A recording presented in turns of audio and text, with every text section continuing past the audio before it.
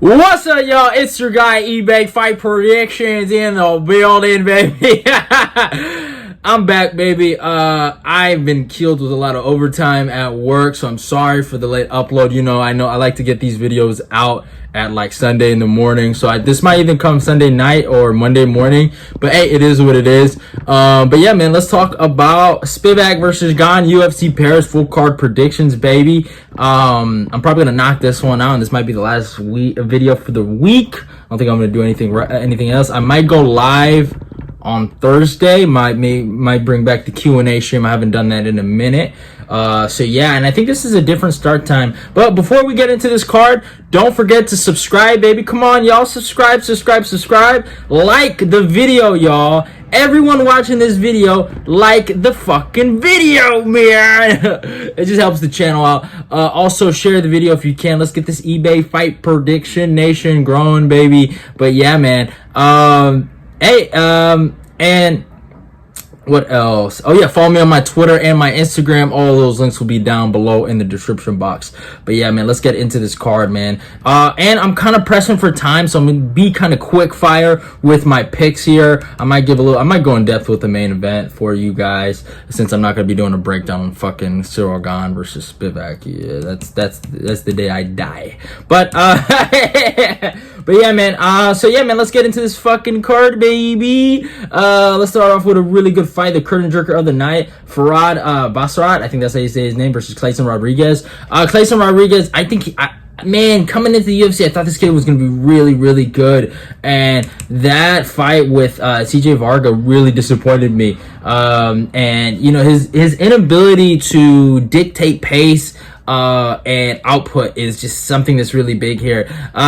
I think Javid Basharat is the better Basharat brother out of the two, but Fiorot isn't that too far off. I think he has the same kind of abilities of good distance management, just good fight IQ. Those brothers have good fight IQ. You know, back in the day, not back in the day, but 2 years ago, it was the Dawkins brothers that were on top, and now we kind of see where they're at. But I think the Basharat brothers will be kind of taking the game, and their ability to mix in the different arts, being well-rounded, doing the right things, also working at a phenomenal gym and extreme couture.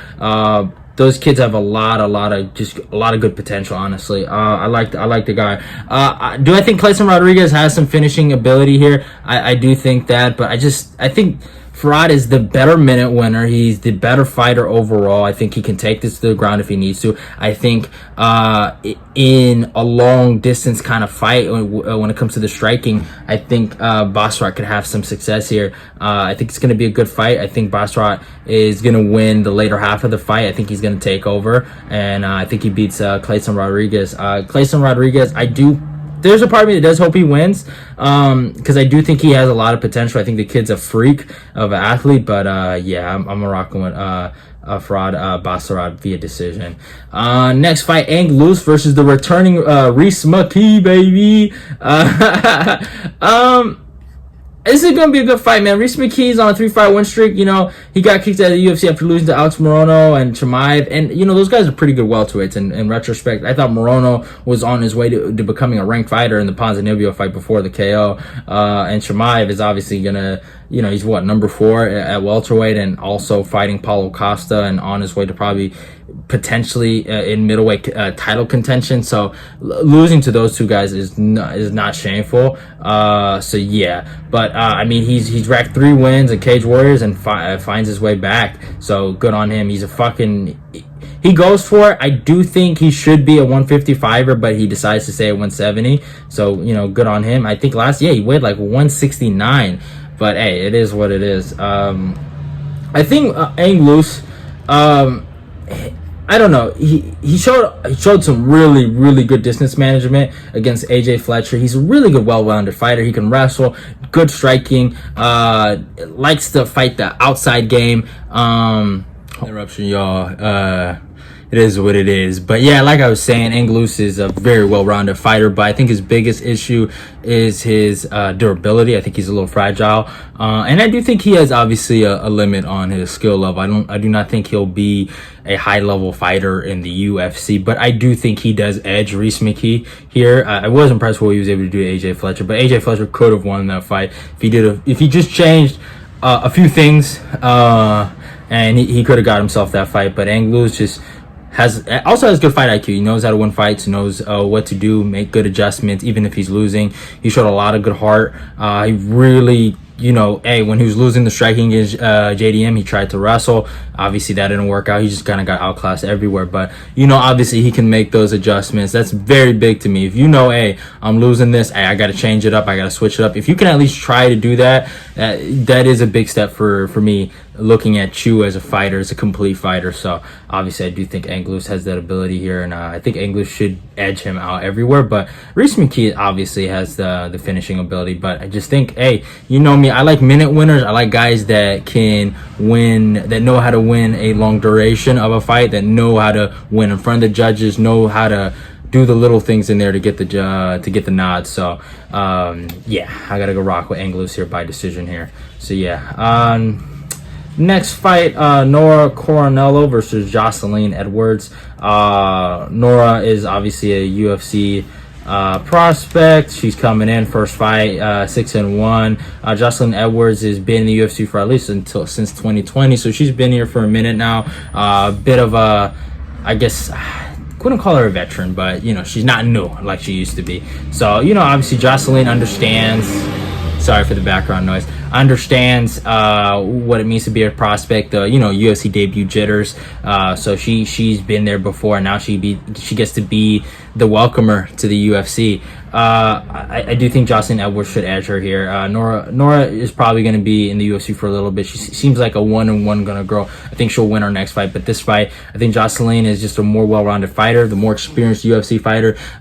Good clinch work, good striking, and yeah, I think she can master aggression with Nora. I think Nora Cornolle has done her thing with these girls by being the more aggressive fighter, and a lot of females, in my humble opinion, don't have that natural aggression in MMA. And if you're just an aggressive female fighter, you can go very far in MMA. So I think, but I think that's how it works for me personally. But when someone can match that and then skills involved, then it just gets a little dicey. And I think Jocelyn Edwards has the skill advantage and can match the aggression here. So I got to rock with Jocelyn Edwards by decision. Obviously, it's a female fight. eBay. eBay always says female fights goes to decision. So yeah. Oh man, the one and only, the return of Zarah versus Jacqueline Cavalcanti. I'm probably saying their names wrong, but Zarah is in my humble opinion, I just think she's a UFC can. And that's fucked up to say, but she's, I guess, a fucking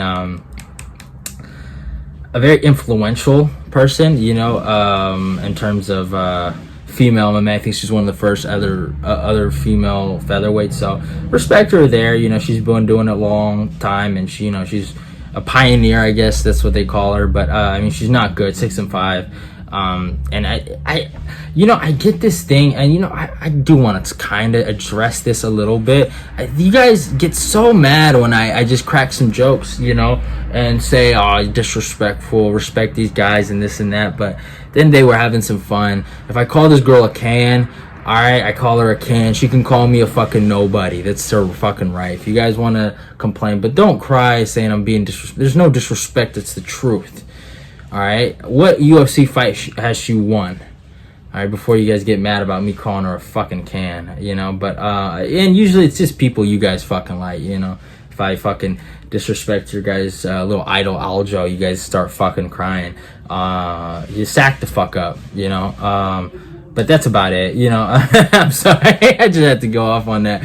But Zarah is just not good. And if you have a fucking problem with me saying that, go suck my fucking African dick. So yeah, I got Jacqueline by decision. Just to keep it short, I think she's the better fighter, and Zarah is not here to win, she's here to lose. It's a different mentality that goes into that. Next fight, Taylor Lapilus versus Muin Gafurov. You know, that Gafurov guy, he actually did pretty well against John Castaneda, but I think Taylor Lapilus, he's the better striker. He has really good guard, better grappler here, and I think he's just going to be the better fighter overall. I think being the longer guy going into this match, a 73-inch reach compared to a 68-inch reach, is going to be very tough for Gafurov to kind of get in and, you know, get his striking going on. So I think the length of Taylor Lapilus is going to be a problem, and if it does get to the ground, Lapilus is live for a submission. So I'm rocking with Lapilus by decision here over Muin and Gafurov. Next fight, Morgan Cherry versus Manolo Zecchini. I think that's how you say his name. Morgan is legit dude, man. Walk him down, kind of just, I wouldn't call him a brawler, but just, you know, offensively minded fighter, you know, does not take a back step, goes forward, very boxing heavy, but he will throw some leg kicks and he will throw a body kick here and there, but he does like to attack the body with punches and bunches, does like to attack the head. Just overall offensively minded fighter, goes forward, does have a very strong double leg from what I've seen, and looks like the more aggressive fighter. Zecchini is kind of the same version of Morgan, just less powerful. I think that's what it is, it comes down to, and I think Morgan just will be the bigger and stronger dude, and I think he's gonna muscle around Zecchini up in there. So I think he wins this fight. I might even have him by, I'll have him by decision here. I think it'll be a good scrap, but I think Morgan's live for a finish here. Next fight, Yanis Ghemmouri versus Loughran. The Don, man, this kid's really good, bro. Caolan, Loughran, or however you say this kid's name, he's really good. Slow starter though. I will say, if there's anything I might have any criticisms of his game, is his starting ability. I do not think he starts fast at all, but my God, when he gets his tempo and he makes his reads and he starts downloading his data, like they say, Fuego and Ed, my God, he can fucking rack off a 10-punch combination and fuck you up. He's very much of a counter fighter. He does look for the shots, very good leg kicks. I like him, punches and bunches. And Yanis Ghemmouri, again, more of a Muay Thai striker. He's gonna go in there, throw a lot of leg kicks, body kicks. Punches is not his thing, so I think he's gonna go look for the outside game and try to kick a lot in this matchup, and I could see him having some success against Loughran. But I think Caolan, the Don, I think he's the better striker here, and I think he gets the third round TKO in this fight, man. I think this is going to be a showcase fight and someone to look out for, so go check that fight. So next fight, William Gomis versus Lucas Almeida. I've been a big William Gomis fader, and you know, Lucas Almeida, yeah, he lost to Pat Sabatini, but my God, that Michael Trezano fight is aged pretty well for him. And Pat Sabatini's a really good grappler. He's a fucking stud of a grappler, and he's gonna go out there and try to wrestle you. William Gomis, he's all right. He's all right. Obviously, well-rounded fighter, but I think I'm gonna go with the dog here, man. I've kind of thought William Gomis is a bit of a, he's good, obviously young prospect. He throws the spinning switch kicks. People love the spinning shit, but I'm gonna rock with the hard nose, legitimate guy coming to really scrap him. Lucas Almeida, man, he showed a lot of heart, and I really liked that Michael Trezano performance. So I'm gonna take Almeida by second round TKO over William Gomis. I know I might be alone in that, but yeah, I'm rocking with him there. Next fight, Volkan Oezdemir versus Bogdan Guskov. Y'all know Volkan's my guy, so I'm probably gonna pick him here. I think Volkan has a wrestling edge, but this Bogdan guy is humongous, legit knockout power over fucking Walmart employees, but still, dude can fucking crack, man, and he is big. He's fucking humongous. So obviously, Volkan's gonna have to be really smart. I say Volkan's probably some of his a big part of his game that's really underrated is his wrestling. I do think his wrestling's underrated.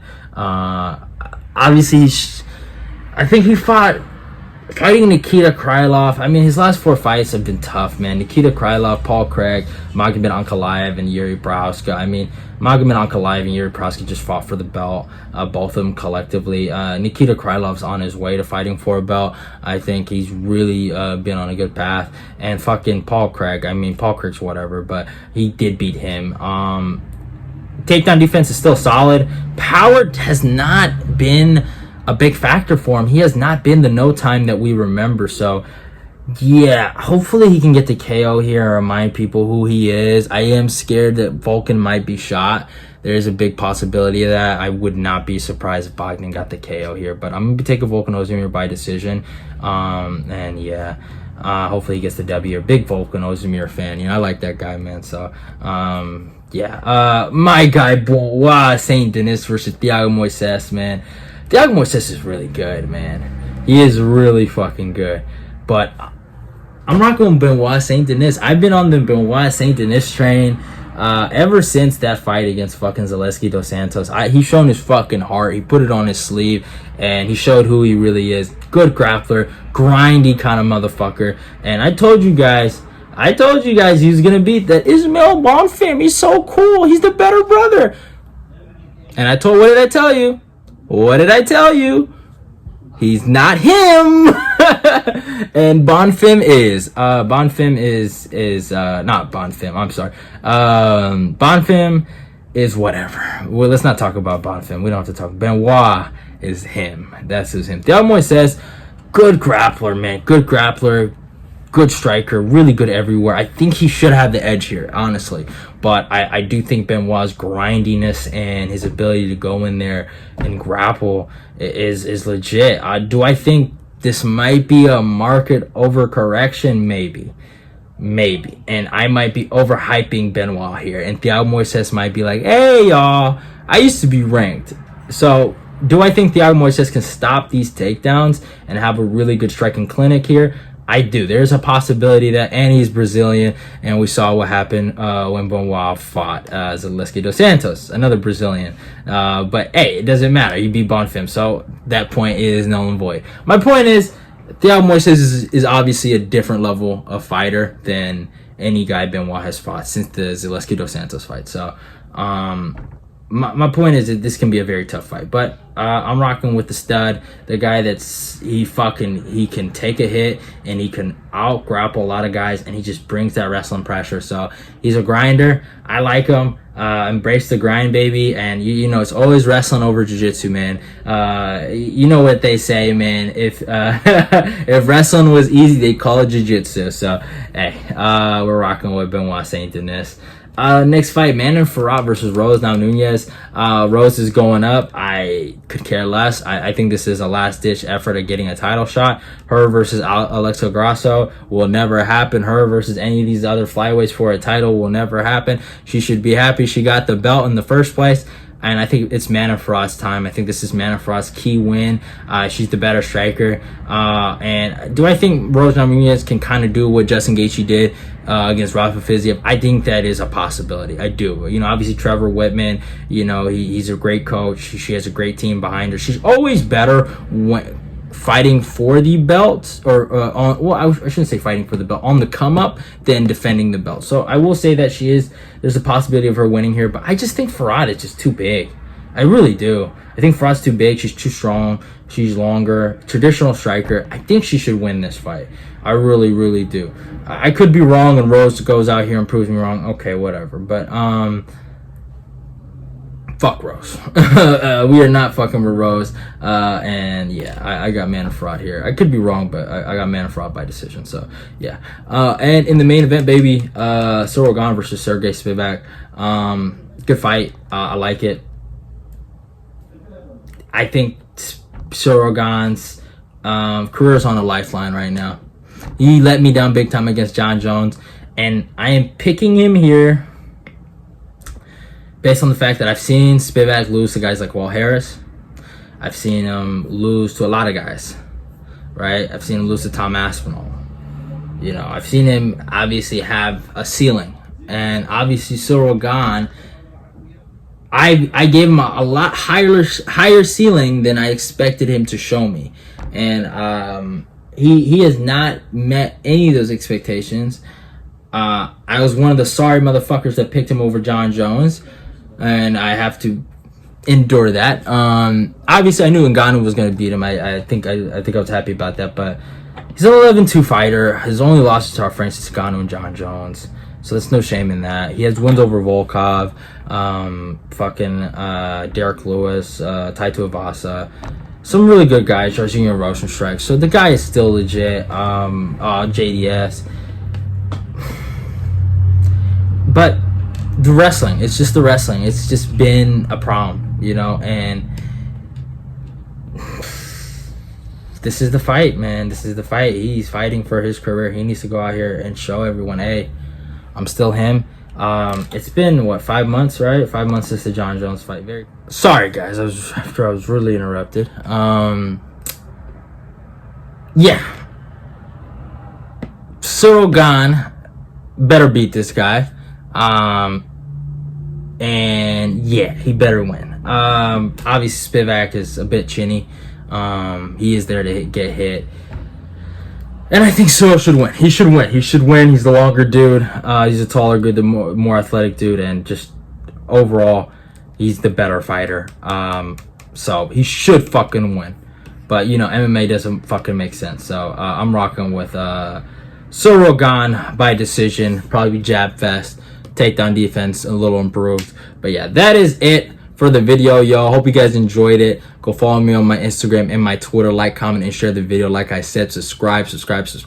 Like, comment, and share the video. Let's get this eBay Fight Prediction Nation growing. Follow me on my Instagram and my Twitter. And yeah, love y'all. I'm gonna go check that out. And hey, subscribe to eBay's Fight Prediction. Let's keep the eBay Fight Predictions Nation growing.